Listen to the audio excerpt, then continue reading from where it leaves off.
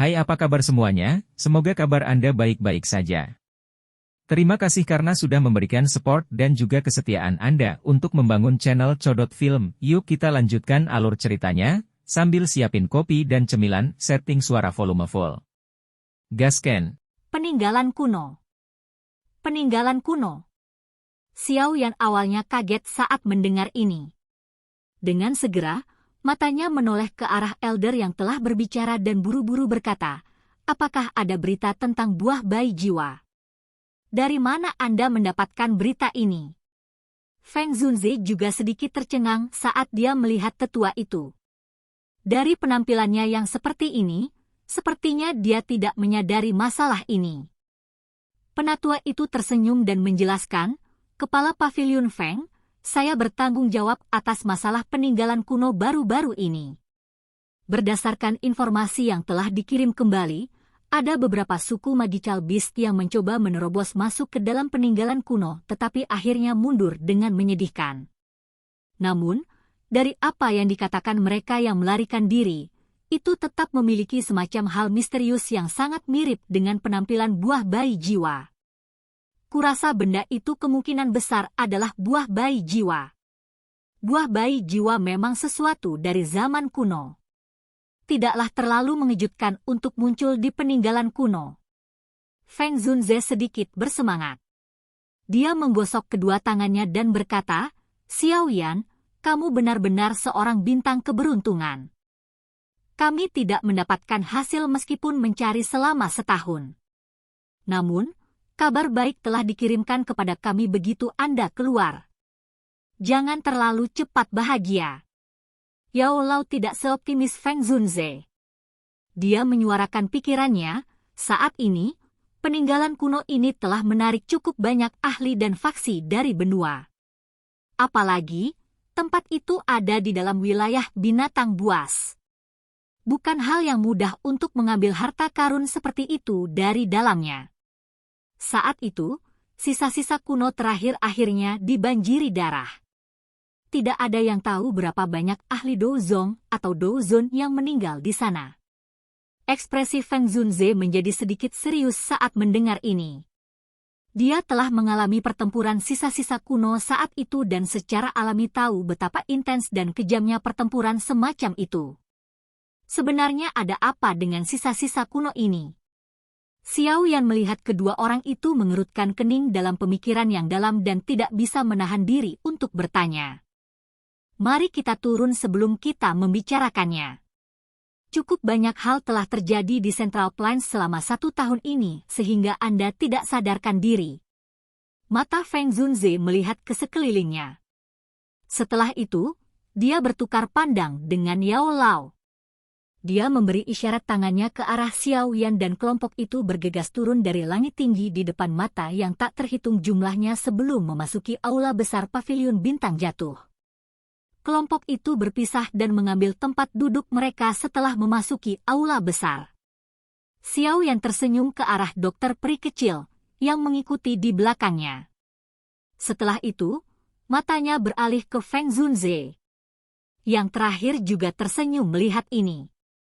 Setelah menyesap teh harum, dia mengatur pikirannya sebelum perlahan berkata, "Peninggalan kuno, seperti namanya, secara alami adalah hal-hal yang telah diwariskan dari zaman kuno. Mereka yang masih dapat meninggalkan beberapa sisa setelah bertahun-tahun berarti bahwa pemilik dari sisa-sisa tersebut bukanlah orang biasa. Dari bagaimana sisa-sisa yang muncul di wilayah payudara terlihat lengkap, pemiliknya mungkin adalah ahli puncak kelas Dou Shen." Keseriusan melintas di mata Xiao Yan saat mendengar ini.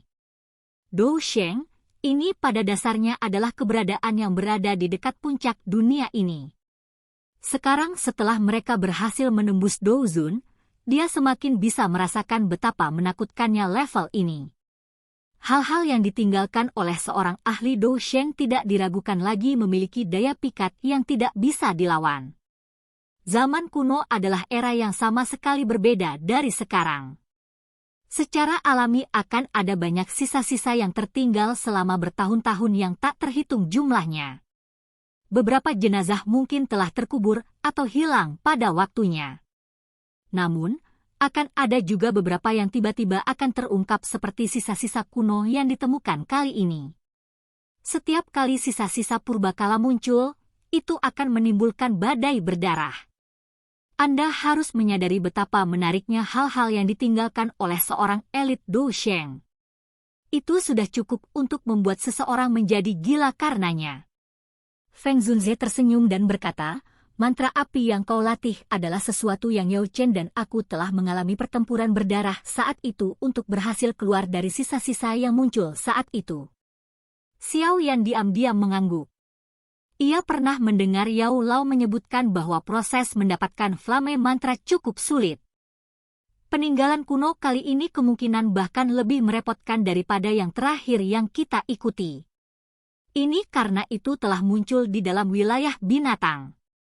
Itu adalah wilayah suku Magical Beast. Wilayah binatang. Xiao yang sedikit mengernyitkan alisnya. Dia telah mendengar sedikit tentang daerah ini. Tempat itu benar-benar wilayah suku Magical Beasts. Meskipun ada juga manusia yang berkeliaran di sekitar sana, Magical Beast yang telah membentuk suku biasanya memiliki pikiran yang sangat xenofobia. Kali ini, sisa-sisa kuno muncul di wilayah mereka.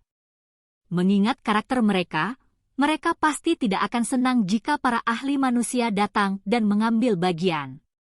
Ini memang cukup merepotkan. Xiao Yan dengan lembut mengangguk. Suku Magical Beast itu sangat merepotkan untuk dihadapi. Itu sampai menyebabkan banyak ahli merasakan sakit kepala.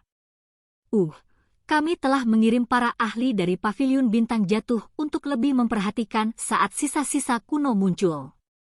Awalnya, kami tidak berniat untuk terlibat dalam bisnis yang berantakan ini.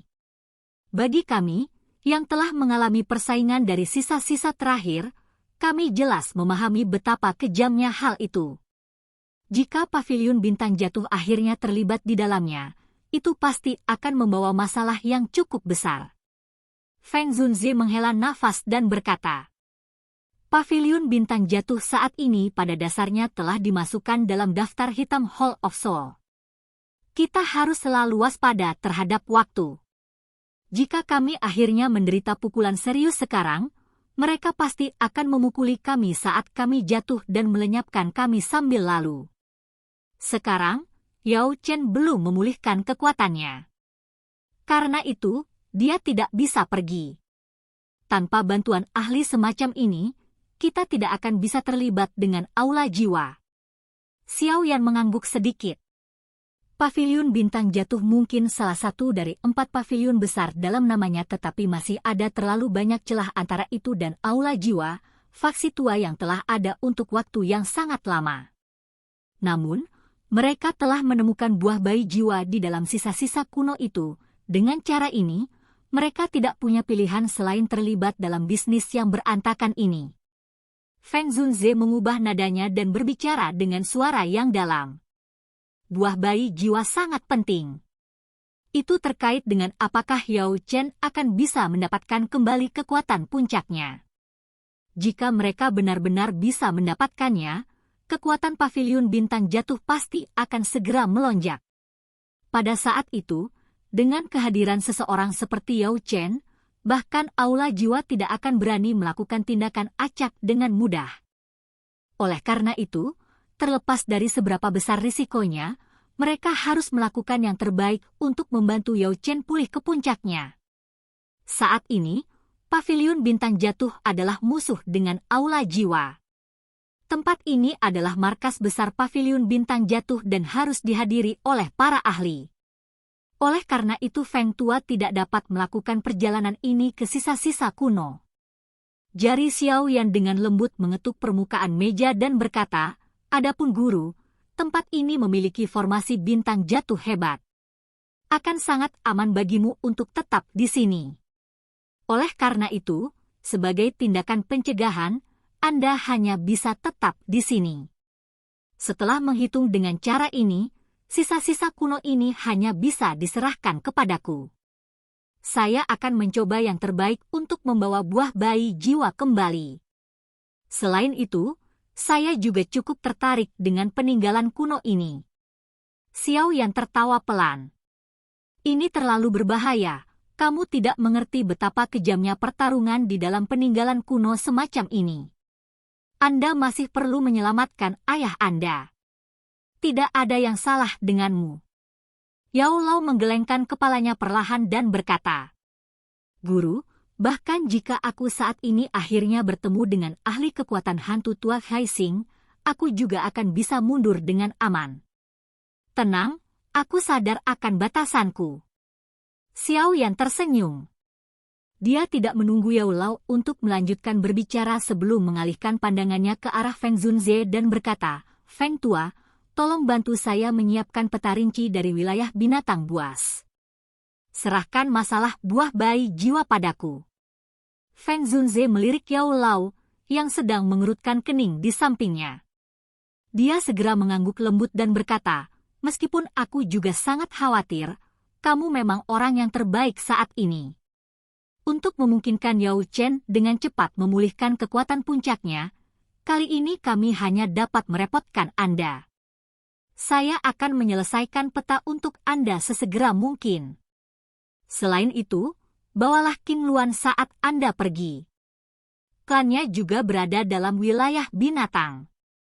Mereka mungkin bisa memberikan sedikit bantuan saat waktunya tiba. Xiao Yan tersenyum mengangguk. Dia tidak menolak niat baik Feng Zunze ini. Yao Lao melebarkan mulutnya saat melihat kedua orang ini dengan cepat membuat keputusan. Segera, dia hanya bisa menghela nafas tanpa daya. Dia menatap Xiao Yan dan dengan lembut berkata, karena kamu bersikeras, guru juga tidak akan mencoba menasihatimu untuk tidak melakukannya. Anda harus berhati-hati di sepanjang jalan. Jika Anda akhirnya bertemu dengan situasi berbahaya apapun, Anda harus segera mundur. Ingat, di dalam hati, memulihkan kekuatan tidak sepenting dirimu. Tidak mudah menemukan murid sepertimu. Xiao Yan mengusap kepalanya dan mengangguk sambil tertawa. Setelah memastikan rute mereka, Xiao Yan tidak buru-buru berangkat. Masalah ini terkait dengan apakah Yao Lao dapat sepenuhnya memulihkan kekuatannya. Karenanya, tidak ada yang salah dengan itu. Oleh karena itu, berbagai kecerdasan harus lengkap. Seperti kata pepatah, jika seseorang mengasah kapaknya, maka akan membutuhkan lebih sedikit tenaga untuk menebang kayu. Jika informasinya lengkap, semuanya akan dilakukan dengan sangat lancar. Selama beberapa hari ini, Xiao Yan juga diberi gelar Tetua Paviliun Bintang Jatuh. Saat ini, Yao Lao adalah kepala paviliun dari Paviliun Bintang Jatuh. Menjadi muridnya, Xiao Yan secara alami juga bisa dianggap sebagai anggota Paviliun Bintang Jatuh. Beberapa keributan juga terjadi di Paviliun Bintang Jatuh di hadapan seorang penatua muda. Namun, tidak ada yang menyuarakan keberatan. Suasana gemetar yang dipancarkan Xiao Yan ketika dia keluar dari menara telah memungkinkan semua orang untuk memahami bahwa kekuatannya itu lebih dari cukup baginya untuk duduk di tempat elder ini. Setelah istirahat ini berlanjut selama 3 hari atau lebih, informasi yang terkait dengan sisa-sisa kuno juga telah dikumpulkan sepenuhnya oleh Xiao Yan. Dia sadar bahwa sudah waktunya untuk mulai melakukan perjalanan ke wilayah binatang. Ketika matahari muncul di langit pada pagi hari ketiga, murid-murid dari Paviliun Bintang Jatuh yang sedang menjalani pelatihan pagi mengarahkan pandangan mereka ke langit. Ada beberapa sosok berdiri di udara di sana. Angin sepoi-sepoi bertiup di tempat itu dan pakaian orang-orang ini berkibar, menyebabkan mereka tampak memiliki sikap yang luar biasa. Xiao Yan, kamu harus ingat untuk lebih berhati-hati dalam perjalanan ini. Cepat tarik jika Anda menemui masalah. Feng Zunze memandang kelompok yang siap untuk pergi dan berbicara dengan suara yang dalam. Xiao Yan tersenyum dan mengangguk. Matanya beralih ke Yao Chen di samping Feng Zunze dan menarik napas dalam-dalam.